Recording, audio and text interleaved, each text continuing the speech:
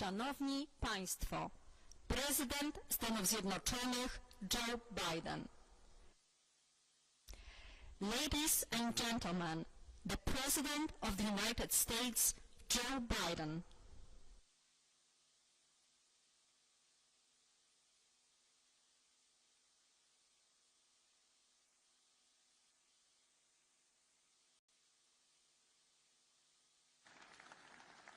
Thank you, thank you, thank you. Please, if you have a seat, be seated. If you don't, come up on stage. Thank you very much. It's a great honor to be here. Mr. President, they tell me you're over there somewhere. There you are. Thank you, Mr. President. Be not afraid. Those were the first words at the first public address of the first Polish Pope after his election in October 1978.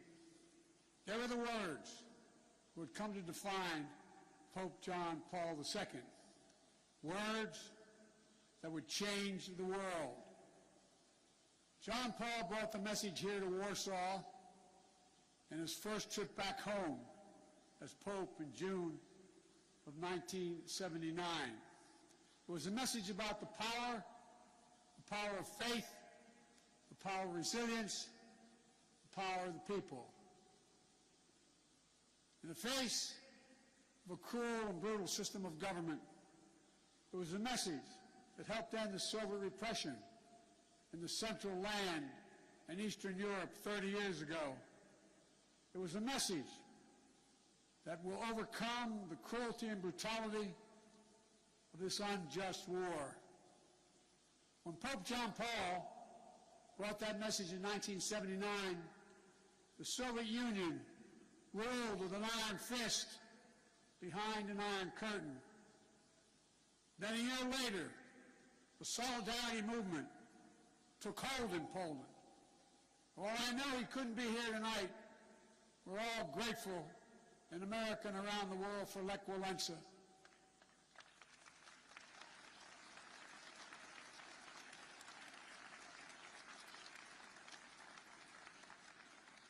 Reminds me of that phrase of philosopher Kierkegaard.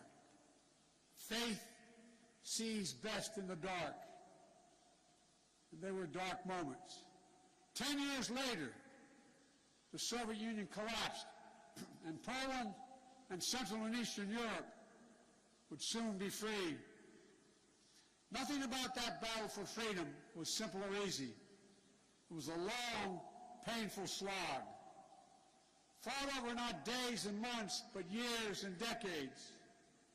But we emerged anew in the great battle for freedom, a battle between democracy and autocracy, between liberty and repression, between a rules-based order and one governed by brute force. In this battle, we need to be clear-eyed. This battle will not be won in days or months either. We need to steel ourselves for the long fight ahead. Mr. President, Mr. Prime Minister, Mr. Mayor, members of the Parliament, distinguished guests, and the people of Poland, and I suspect some people of Ukraine that are here. We are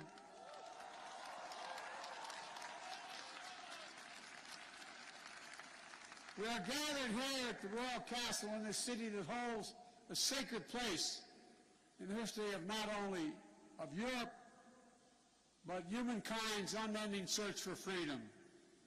For generations, Warsaw has stood where liberty has been challenged and liberty has prevailed.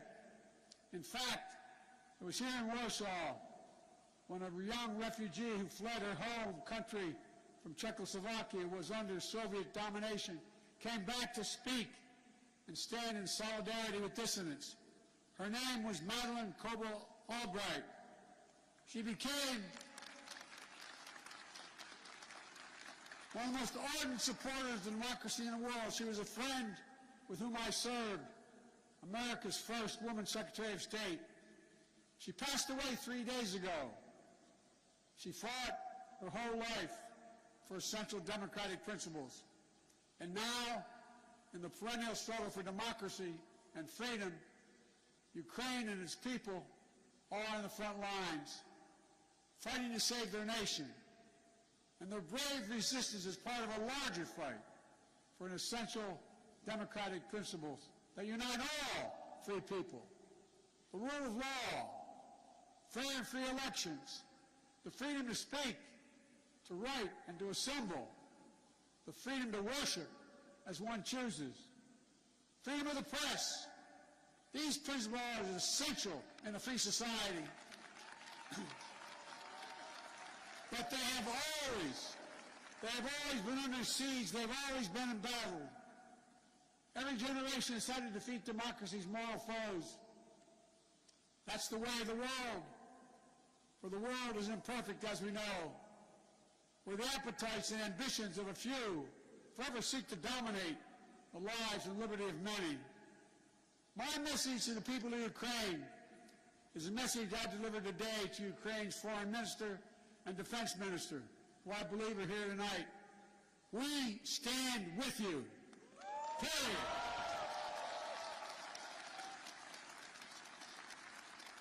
Today's fighting Kyiv and Metropolitan Kharkiv of the latest battle in a long struggle. Hungary, 1956. Poland, 1956, and then again, 1981. Czechoslovakia, 1968. Soviet tanks crushed democratic uprisings. But the resistance continued until finally, in 1989, the Berlin Wall and all the walls of Soviet domination, they fell. They fell. And the people prevailed. But the battle for democracy could not conclude and did not conclude with the end of the Cold War. Over the last 30 years, the forces of autocracy have revived all across the globe. Its hallmarks are familiar ones: contempt for the rule of law, contempt for democratic freedom, contempt for the truth itself. Today, Russia has strangled democracy, has sought to do so elsewhere, not only in its homeland. Under false claims of ethnic solidarity, it has invalidated neighboring nations. Putin has the gall to say he's denazifying Ukraine. It's a lie. It's just cynical. He knows that. And it's also obscene. President Zelensky was democratically elected. He's Jewish. His father's family was wiped out in the Nazi Holocaust. And Putin has the audacity, like all autocrats before him, to believe that might will make right. My own country, a former president named Abraham Lincoln, voiced the opposing spirit to save our union in the midst of a civil war.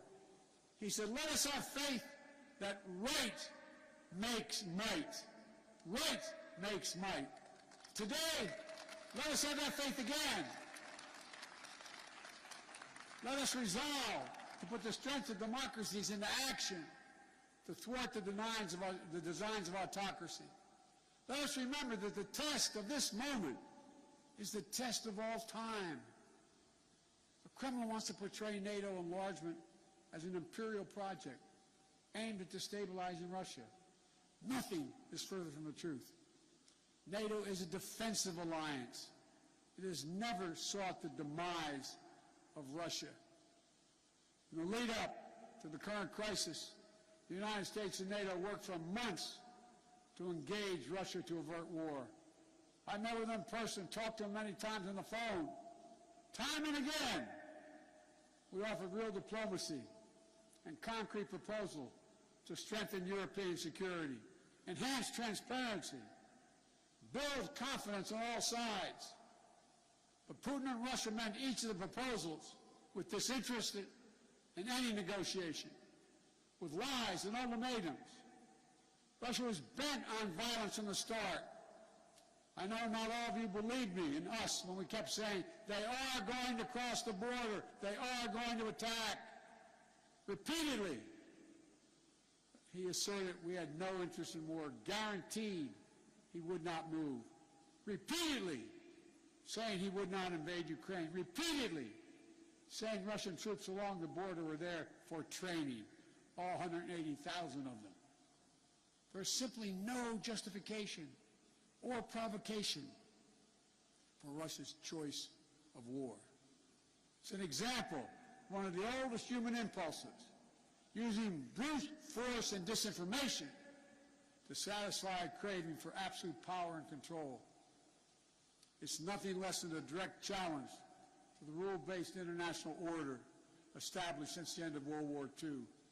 And it threatens to return to decades of war that ravaged Europe before the international rule-based order was put in place.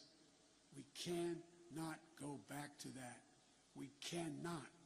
The gravity of the threat is why the response of the West has been so swift and so powerful and so unified, unprecedented and overwhelming. Swift and punishing cost are the only things that are going to get Russia to change its course. Within days of his invasion, the West has moved jointly with sanctions to damage Russia's economy. Russia's central bank is now blocked from global financial system, denying Kremlin's access to the war fund that's stashed around the globe. We've aimed at the heart of Russia's economy by stopping the imports of Russian energy to the United States.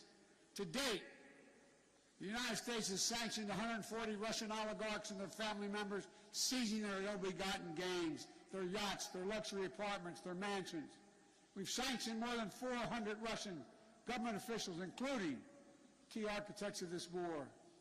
These officials and oligarchs have reaped enormous benefit from the corruption connected to the Kremlin. And now they have to share in the pain. The private sector is acting as well. Over 400 private multinational companies have pulled out of doing business in Russia, left Russia completely, from oil companies to McDonald's. As a result of these unprecedented sanctions, the ruble almost is immediately reduced to rubble. The Russian economy, that's true, by the way, takes about 200 rubles to equal $1.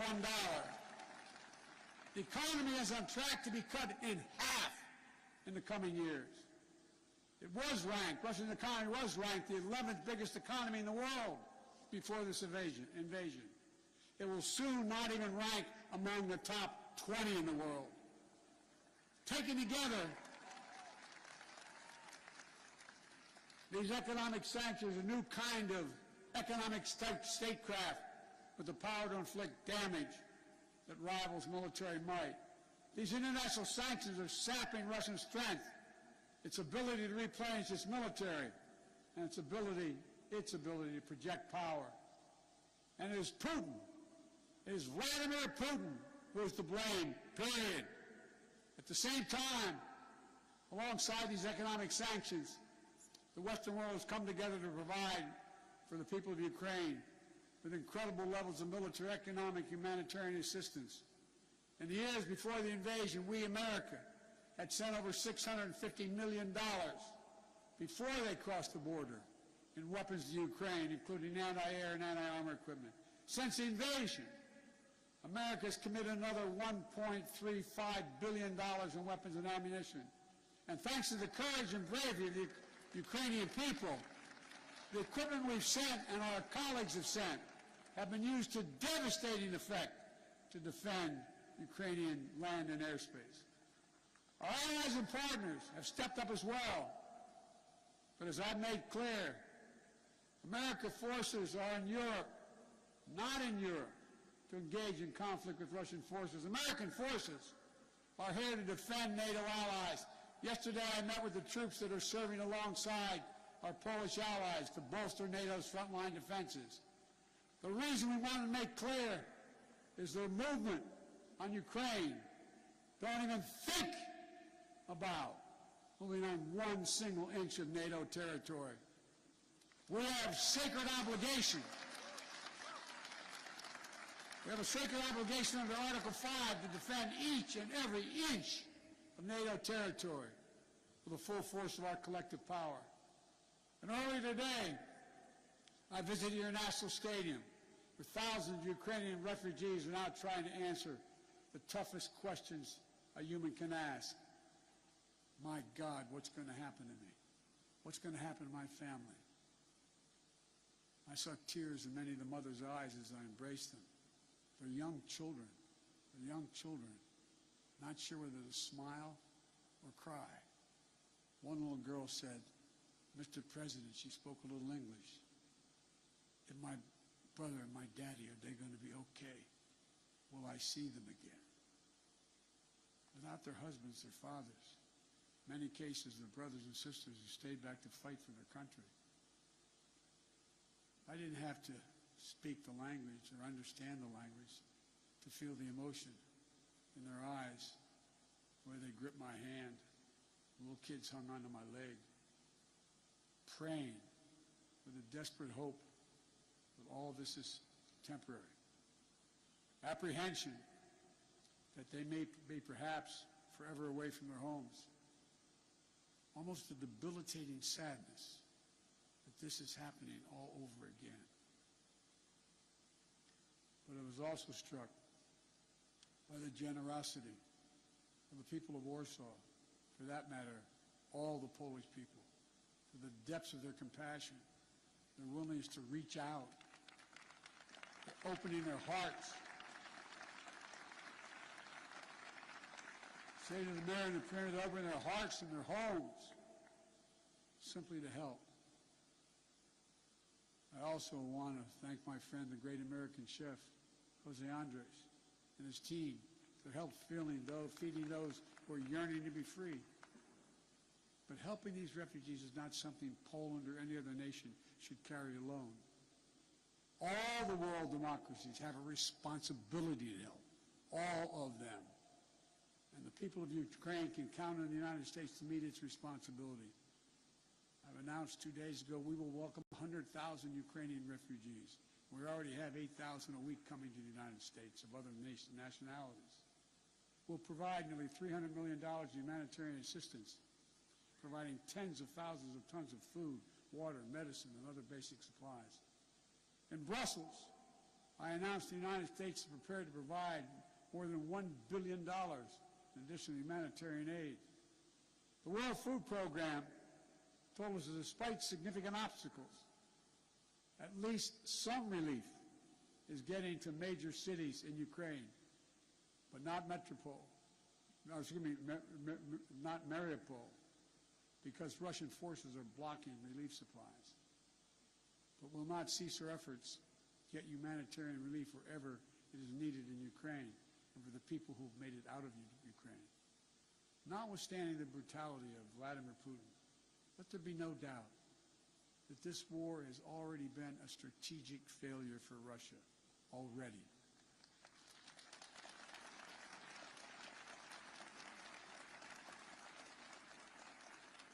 Having lost children myself, I know that's no solace to the people who've lost family. But he, Putin, thought Ukrainians would roll over and not fight. Not much of a student of history. Instead, Russian forces have met their match with brave and stiff Ukrainian resistance. Rather than breaking Ukrainian resolve, Russia's brutal tactics have strengthened the resolve. Rather than driving NATO apart, the West is now stronger and more united than it has ever been. Russia wanted less of a NATO presence on its border, but now he has a stronger presence, a larger presence, with over 100,000 American troops here, along with all the other members of NATO. In fact, Russia has managed to cause something I'm sure he never intended. The democracies of the world are revitalized with purpose and unity found in months that we've once taken years to accomplish. It's not only Russia's actions in Ukraine that are reminding us of democracy's blessing. It's our own country, his own country, the Kremlin. It's jailing protesters. 200,000 people have allegedly already left. There's a brain drain leaving Russia, shutting down independent news. State media is all propaganda, blocking the image of civilian targets, mass graves, starvation tactics, of of the Russian forces in Ukraine. Is it any wonder, as I said, that 200,000 Russians have already left their country in 1 month? A remarkable brain drain in such a short period of time. Which brings me to my message to the Russian people. I've worked with Russian leaders for decades. I sat across the negotiating table going all the way back to Soviet Premier Alexei Kosygin to talk arms control at the height of the Cold War. I've always spoken directly and honestly to you, the Russian people. Let me say this if you're able to listen. You, the Russian people, are not our enemy. I refuse to believe that you welcome the killing of innocent children and grandparents, or that you accept hospitals, schools, maternity wards, and for God's sake, being pummeled with Russian missiles and bombs, or cities being surrounded so that civilians cannot flee, supplies cut off, and attempting to starve Ukrainians into submissions. Millions of families are being driven from their homes, including half of all Ukraine's children. These are not the actions of a great nation. Of all people, you, the Russian people, as well as all people across Europe, still have the memory of being in a similar situation in the late 30s and 40s. Situation in World War II, still fresh in the minds of many grandparents in the region. Whatever your generation experienced, whether it experienced the siege of Leningrad or heard about it from your parents and grandparents, train stations overflowing with terrified families fleeing their homes, nights sheltering in basements and cellars, mornings sitting through the rubble in your homes. These are not memories of the past, not anymore, because it's exactly what the Russian army is doing in Ukraine right now. March 26, 2022, just days before you were a 21st century nation with hopes and dreams that people all over the world have for themselves and their families. Now, Vladimir Putin's aggression have cut you, the Russian people, off from the rest of the world. And it's taking Russia back to the 19th century. This is not who you are. This is not the future you deserve for your families and your children. I'm telling you the truth. This war is not worthy of you, the Russian people. Putin can and must end this war. The American people will stand with you and the brave citizens of Ukraine who want peace. My message to the rest of Europe, this new battle for freedom has already made a few things crystal clear. First, Europe must end its dependence on Russian fossil fuels, and we, the United States, will help.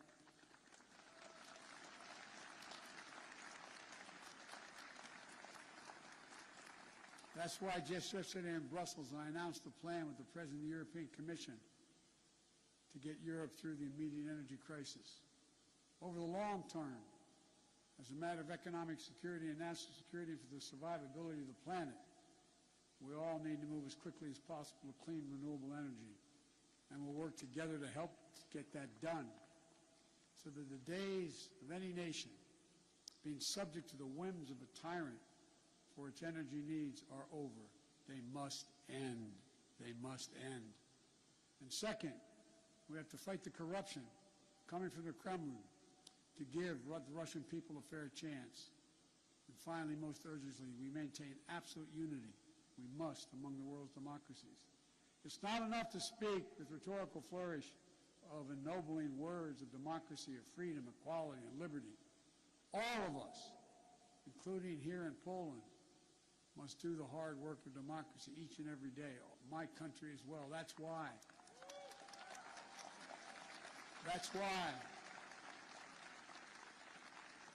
I came to Europe again this week with a clear and determined message for NATO, for the G7, for the European Union, for all freedom-loving nations.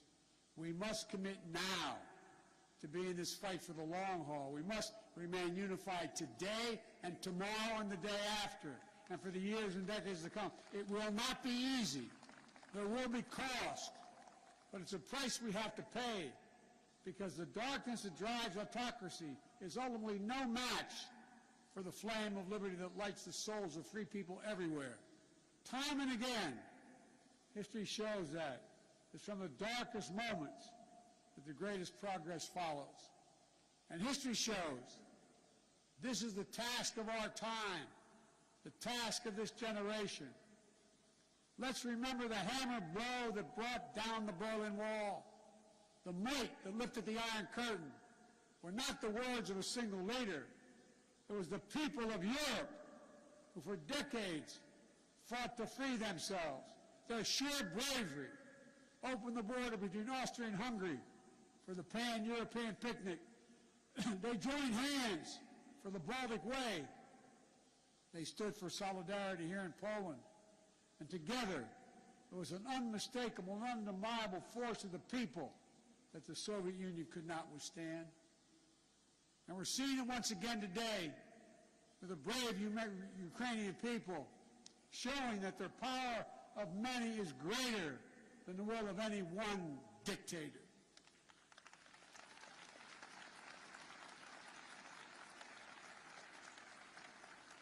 So in this hour, let the words of Pope John Paul burn as brightly today. Never, ever give up hope. Never doubt. Never tire. Never become discouraged. Be not afraid.